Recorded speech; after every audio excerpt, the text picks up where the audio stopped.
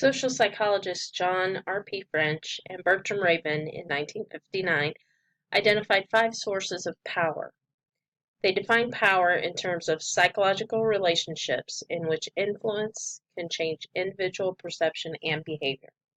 Power has also been identified as having 2 different meanings, including the power to, which relates to effectiveness and includes the ability or capacity to achieve objects, and the power over, which refers to the ability or capacity to influence the behaviors and decisions of others.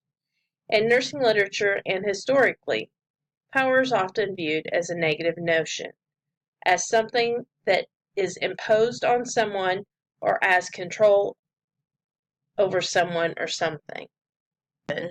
Let's look at their 5 sources of power.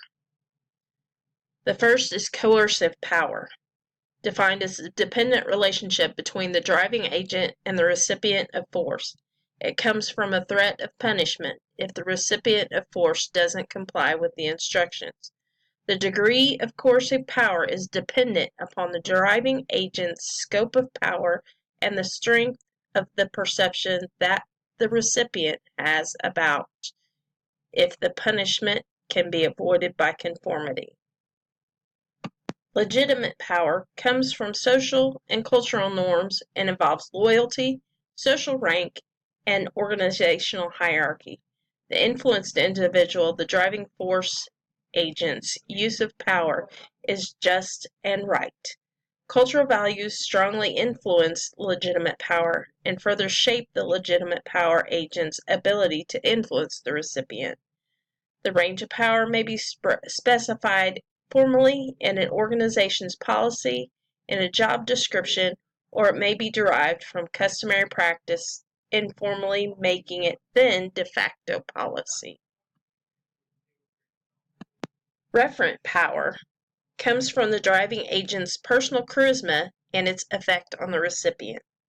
The belief of how much prestige the driving agent has is what leads the recipient to want to please or emulate the agent. The level of reverent power is determinant on the degree of prestige given to the driving agent by the recipient. Expert power, defined by the recipient's perception of knowledge the driving agent has. The more knowledge believed to have, the more power they are believed to have. A good example of this is the power a physician has over a patient. If the patient trusts the physician, that physician will then have more power. Reward power. In this, there is an incentive provided for the recipient if they will change his or her behavior. This relies on the driving agent to offer up something that they have control over. A physician cannot offer to reward a nurse with time off when he is not the one who does time card and awards days off. Henry Mintzberg created a model of organizational behavior using a series of political games and players that are meant to represent different internal and external interest groups, each seeking to control the organization's decisions and actions. In looking at the different games, we can see how each one can negatively impact a company. The first game we look at is insurgency.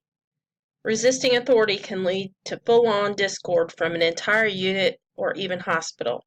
Chances are, if something has not been made public yet, all of the facts are not known, making this a negative game. Counterinsurgency is where leaders are fighting back against insurgency.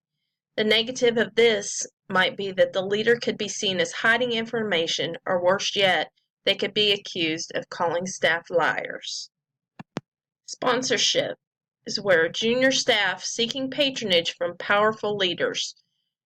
This is negative in that someone is kissing up. Alliance building. Leaders building power through peer networks.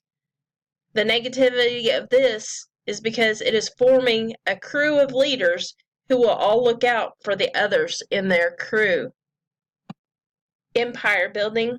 Leaders accumulating resources to build their power base. This is negative because the leader of one unit would then have twice the work to complete and would probably not even be able to devote the needed time to all units acquired. Budgeting, managers striving to increase their budget. The negativity about this is it's just plain not fair. If one unit's budget goes up, that money has to come from somewhere. So is it fair to take from one unit to pad another unit's budget? Expertise. Expert employing his or her power for personal benefit. Most of healthcare utilizes teams for a reason. It is negative to not allow someone to use their abilities to the fullest in order to benefit the patient for the good of one person. Lording is flaunting your authority. Negative because flaunting your authority is the same as talking down to someone. That is such a blatant disrespect for a coworker, even if you are their superior. Line versus staff. Conflicts between managers with and without line authority is negative because this will disrupt multidisciplinary teamwork. Rival camps, organizational factions blaming and disparaging each other. This is negative because in the long run, it makes you out to look like a know-it-all jerk because chances are you don't know the other crew's function fully. The only way that this would not be negative is if someone from one camp followed the work pattern from the other, and then they could justifiably say that something doesn't work. Strategic candidates.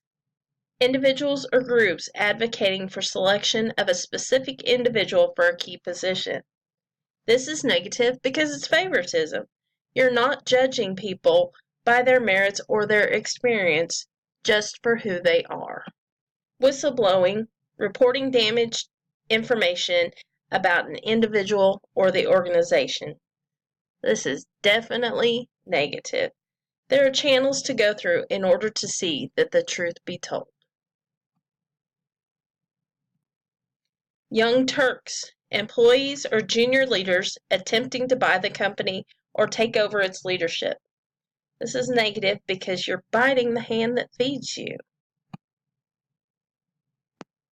Many times these negative games can be ignored, but at other times people may be able to use the games to their own advantage.